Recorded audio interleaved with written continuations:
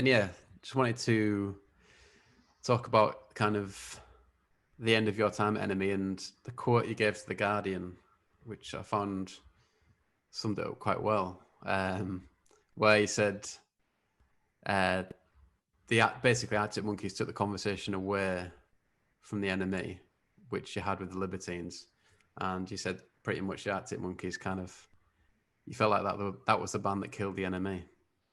Yeah, I mean, I've said it before in a couple of places, but yeah, I can pinpoint exactly the moment when I knew it was all over for me, and you know, for the NME as I knew it and had known it. And it was going to see the Arctic Monkeys at Reading Festival the year that they broke. So I'm pretty sure Imran Ahmed was still New Band's editor. The guy went on to be A&R over at XL and was the guys who A&R'd Vampire Weekend.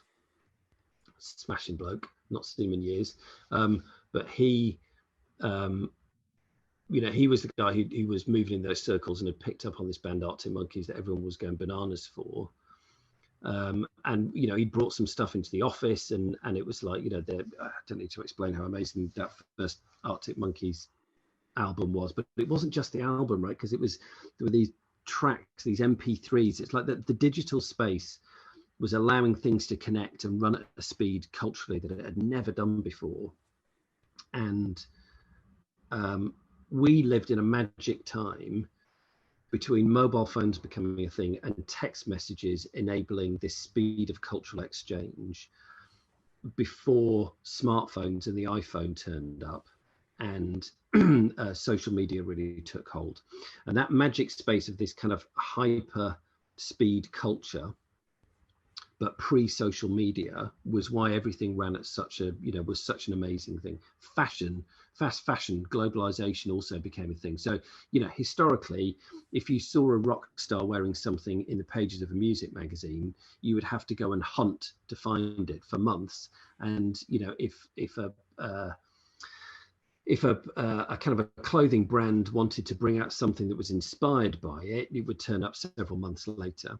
You know, the things were running so fast, especially with Arcadia Group, let's be honest, you know, you'd have rock stars wearing stuff in NME and it would be available in a matter of weeks, days sometimes, within Top Man or Topshop, because the supply chains had been brought so small. So everything was like, you know, the ability to be part of a scene and look like rock stars and everything, just the speed of it was incredible. And, you know, everybody knew the Arctic Monkeys was like you know, just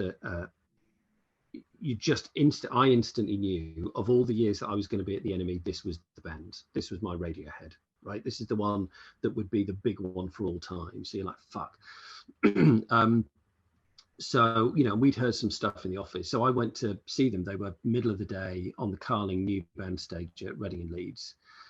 And we had a meeting booked with the manager later on, me and Chris York, so we could talk about putting the Arctic Monkeys on the NME Awards tour, because everybody wanted the magic opening slot.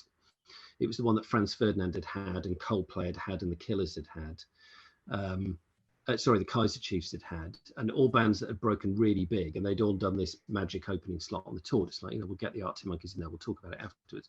So I knew that they were on. So I did the usual NME editor thing of like, I'm not turning up early for the gig, right? You know, it's like, who's in charge here? And so I, you know, leave at 10 minutes. And I thought I'll rock up. What I usually do is, you know, stand at the back of the tent, get a feeling for the vibe, how big's the audience, how are they interacting with them, what potential do I think there is on stage for this? Is it going to work? Are we going to back them? Let's see what we could do. I couldn't even get in the tent. It was 5, 6, 10 deep outside. And I'm like, what the fuck? Right? Is this the band? It's like nobody had put them on the cover.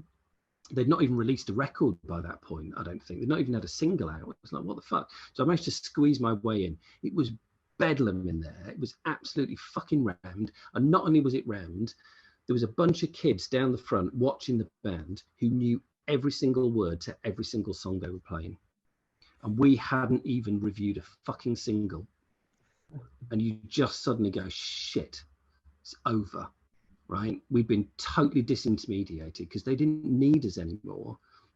Bands could go directly to fan bases, and the kids were sharing music with each other, right? So, you know, what value do you bring to a setup like that? It was like, fuck.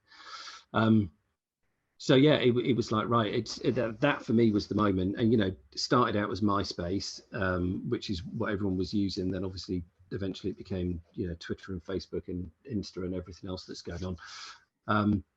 But that was for me was the moment that the dynamic totally changed. And, you know, as it was, we had the meeting afterwards, and, you know, obviously everybody was up for getting them on the tour. That's, you know, the way it worked for that awards tour was the biggest of the year. You'd see the bands over the festivals, particularly at Reading. You'd make a call as to what the lineup should be. You'd put the calls in September. Chris York would negotiate the deals, and then you'd put the tickets on sale kind of November, late November time, so that you had enough time to sell it out before the thing turned up, because the whole thing is like de-risk it, right? So you need to have bands playing to full venues, so you're not having to spend any money to shift those last few tickets, because those last few tickets are the profit.